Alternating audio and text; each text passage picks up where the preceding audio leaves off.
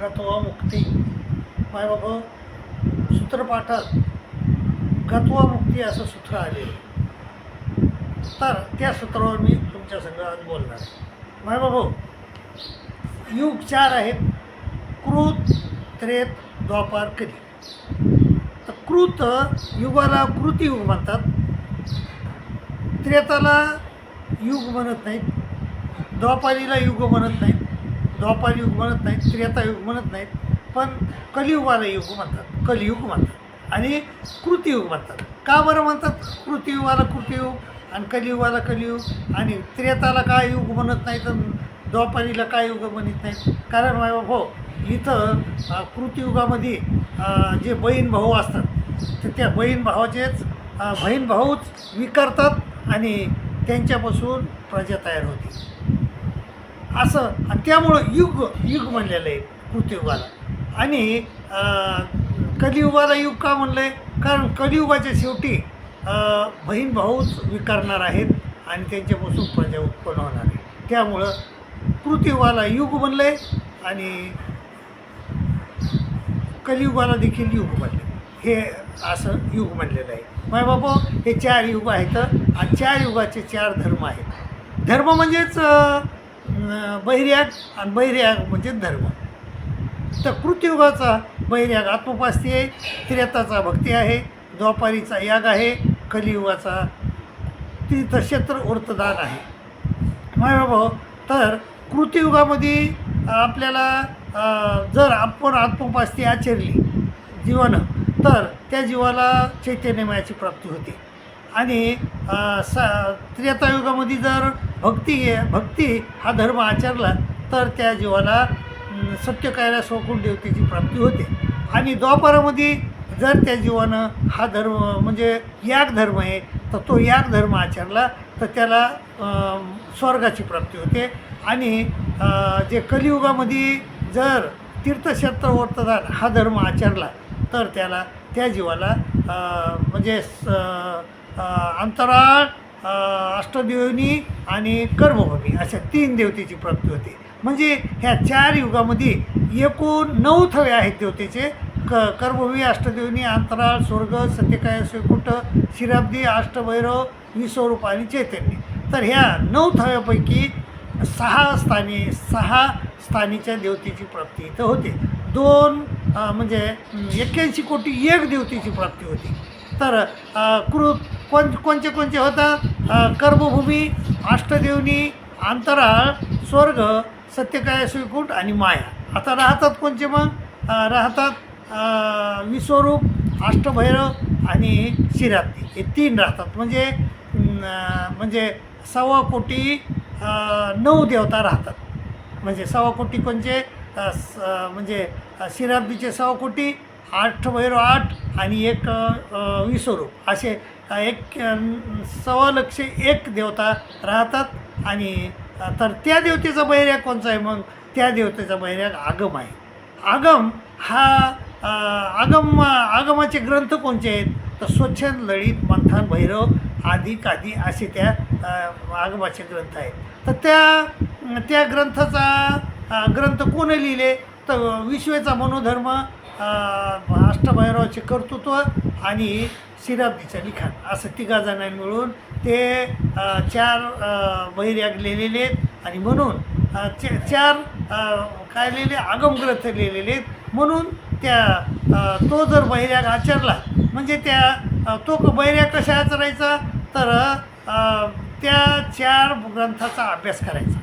आणि अभ्यास केल्यानंतर उत्तम अभ्यास केल्यावर विश्वेची प्राप्ती, मध्यम अभ्यास केल्यावर अष्टदेवनीची प्राप्ती आणि कनियस अभ्यास केल्यावर क्षीराब्दी देवतेची प्राप्ती होते. म्हणजे असे 3 देवतेच्या प्राप्ती होतात. तर माय बाबा, असे एकूण 5 बहिर्याग आहेत आणि 5 बहिर्याग आहेत. आणि त्या 5 बहिर्यागातून आपल्याला 81 कोटी 6,10,000 देवतेची प्राप्ती होते. परंतु 4 युगामधून फक्त आपल्याला किती देवतेची प्राप्ती होती? 6 स्थानाची प्राप्ती होते आणि 81 कोटी एक देवतेची प्राप्ती होती. आणि जे आगमग्रंथ आहेत त्या आगम बहिर्यागामधून 1,15,9 देवतेची प्राप्ती होते. असे दोन्ही मिळून 81,1,10 देवतेची प्राप्ती होते. माय बाबा, आता आपल्या गतोमुक्तीकडं आपल्याला जायचं आहे. तर द्वापरीचा बहिर्याग हा काय आहे? याग आहे. याग म्हणजे यज्ञ करणे. तर 100 यज्ञ केले, तो बहिर्याग कशाच राहायचा? 100 यज्ञ केले तर त्या यज्ञ करणाऱ्याला मृत्यूनंतर स्वर्गाची प्राप्ती होते आणि तिथं वयाच्या 10 पट सुख भोगायला मिळते.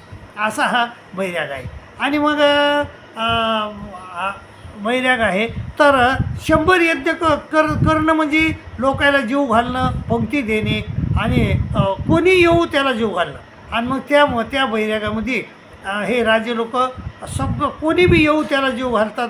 आणि मग त्यामध्ये अनेक चांगले चांगले लोक येतात, भले भले लोक येतात, नाही का.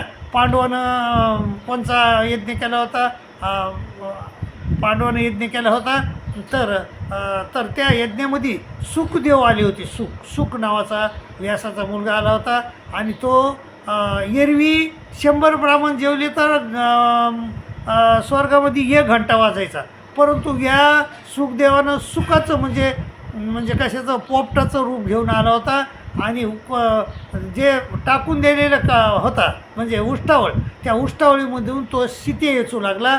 आणि एक शीत वेचलं की 1 घंटा वाजायचा. म्हणजे 100 ब्राह्मणाचं पुण्य एकाच सुखामुळं त्या पांडवाला भेटत होतं. तर असं अनेक चांगले चांगले लोक यामध्ये जेवून जातात. त्या राजसूय यज्ञामध्ये पांडवाच्या तर प्रत्यक्ष परमेश्वर होते तिथं जेवायला. तर किती महत्त्वाचा यज्ञ असेल तो. तर मग त्या यज्ञामध्ये अनेक विद्यावंत, अनेक एखांबार परमेश्वराचे 16 अवतार असतात.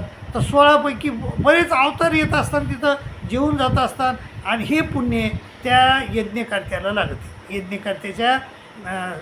यज्ञकर्त्याच्या म्हणजे याच्यामध्ये जाते. आणि मग काय होतं बाबा, जो कर्मभूमी, अष्टदेवनी, अंतराळ, स्वर्ग आणि सत्यकार्य सुकुट. सत्यकार्य सुकुटीच्या 3 देवता आहेत, ब्रह्मा, विष्णू आणि महादेव. तर ब्रह्मदेवतेचा जर विग्रह जेवून गेला किंवा विद्यावंत जेवून गेला तर त्या यज्ञकर्त्याच्या याच्यावर खात्यावर लेप लागतो. त्याला लेप लागतो त्याचा.